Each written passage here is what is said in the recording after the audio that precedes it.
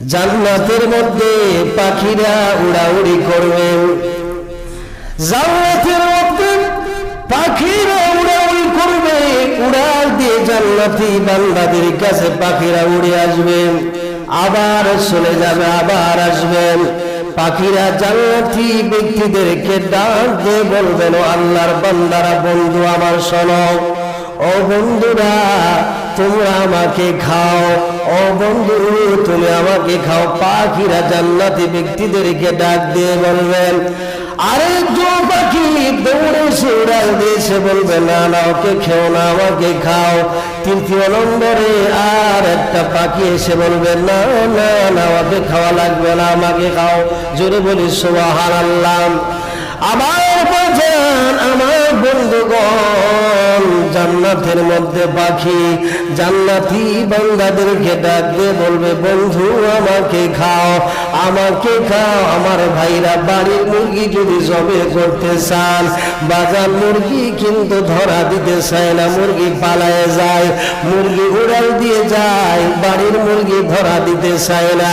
কিন্তু জান্নাতের মধ্যে জান্নাতি পাখি বলে জান্নাতি ব্যক্তিদেরকে ডাক দিয়ে বলবে, তোমরা আমাকে খাও, আমাকে খাও। আমার এক পাশের মধ্যে ভোনা রয়েছে, আর এক পাশের মধ্যে সুরা দিয়ে রান্না করা আছে। একজন পাখি ডাক দিয়ে বলবে, আমি জান্নাতুল ফিরদাউসের ঘাস খেয়েছি। আমার বন্ধুগণ, এইরকম ভাবে পাখিরা বলবে, আমি জান্নাতুল ফিরদাউসের ঘাস খেয়েছি, আমি তুবা নামক বৃক্ষের নিচে যে সালসাবিল যে ঝর্ণা আছে, ওই ঝর্ণার পানি আমি পান করেছি।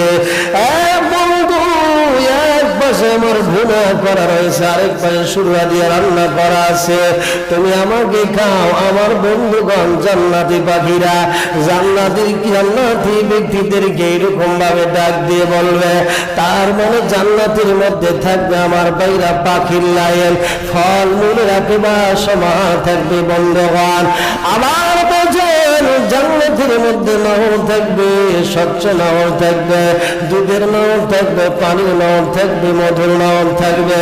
আমার সম্মানিত হাজির, সেই জান্নাতে যেতে হলে আল্লাহ বলেন, ইন্নাল্লাযীনা আমানু ওয়া আমিলুস সালিহাতি কানাত লাহুম জান্নাতুল ফিরদাউসি নুজুলা। সুবহানাল্লাহ বলেন, জোরে বলেন সুবহানাল্লাহ।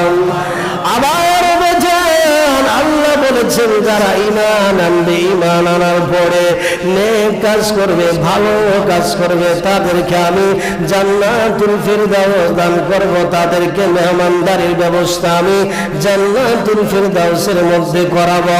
আমার বন্ধুগণ, আমার ভাইরা, তাহলে শর্ত হলে ঈমান আনতে হবে, ঈমান আনার পরে নেক কাজ করতে হবে।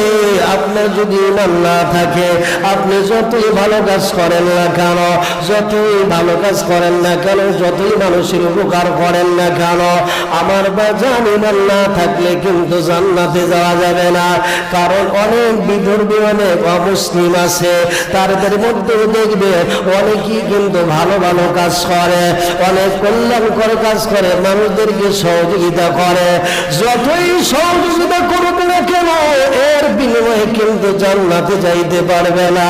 আল্লাহর কাছে এই ভালো কাজগুলি গ্রহণযোগ্য হবে না। কেন হবে না? কারণ হলো একটা, ঈমান নামক দৌলত তারা গ্রহণ করে নাই। ঈমান নামক দৌলত না থাকার কারণে যতই ভালো কাজ করো, আল্লাহর দরবারে এই ভালো কাজটা গ্রহণযোগ্য হবে না। এই জন্য সম্মানিত হাজিরিন, ঈমান আনার পরে কোন মানুষ যদি নেকির কাজ করে, আল্লাহ তাআলা ওয়াদা করেছেন ওই বান্দাদেরকে আমি জান্নাতুল ফিরদাউস দান করব। জোরে বলি সুবহানাল্লাহ। আবার বলেন, ঈমান আনলেন, ঈমান আনার পরে যদি নেকির কাজ না করেন, তাহলে কিন্তু আবার আপনাকে প্রথমে জাহান্নামে যাওয়া লাগবে। জাহান্নামের শাস্তি ভোগ করার পরে এই যে ঈমান নামের দৌলত আপনি গ্রহণ করেছিলেন, ঈমান আনার কারণে আল্লাহ তাআলা একদিন আপনাকে জান্নাতে দিয়ে দিবে। জোরে জোরে বলা যায় না সুবহানাল্লাহ। তাহলে মুসলমান আমরা যদি সরাসরি জান্নাতে যাইতে চাই তাহলে আমাদেরকে ঈমান আনতে হবে। ঈমান আনার পরে আমাদেরকে নেকির কাজ করতে হবে, ভালো ভালো কাজ করতে হবে। কথা বলেন ঠিক কিনা?